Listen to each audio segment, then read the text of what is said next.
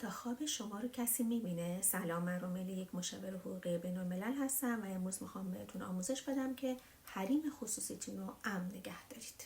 بله، اکثر دولت ها و اکثر برنامه ها میتونن از راه دور و بدون اجازه شما میکروفون شما رو و دوربین شما رو روشن بکنن و بفهمن که در اطراف شما چی میگذره. حالا راه حل چیه؟ راه حل اینه که اگر که میخواین برنامه‌هایی رو دانلود بکنین که خیلی بهش مطمئن نیستین یا اینکه احتیاج خاصی به دوربین و میکروفونش ندارین، اجازه دسترسی به میکروفون و دوربین رو بهش ندین. اگر لینک مشکوکی براتون میاد، اگر ایمیلی براتون میاد که نمیشناسین، به هیچ عنوان روش کلیک نکنین و بازش نکنین.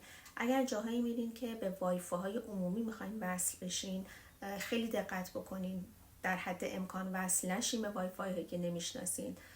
نصب آنتی ویروس و آپدیت کردن میتونه خیلی مفید باشه، اما مسئله خیلی مهم به نظر من اینه که نبردن هیچ گونه وسایل الکترونیکی به اتاق خوابتون. اگرم مجبور هستین که وسیله رو در اتاق خوابتون داشته باشین، حتما به طور فیزیکی روی قسمت دوربینش رو کاور بفرمایید.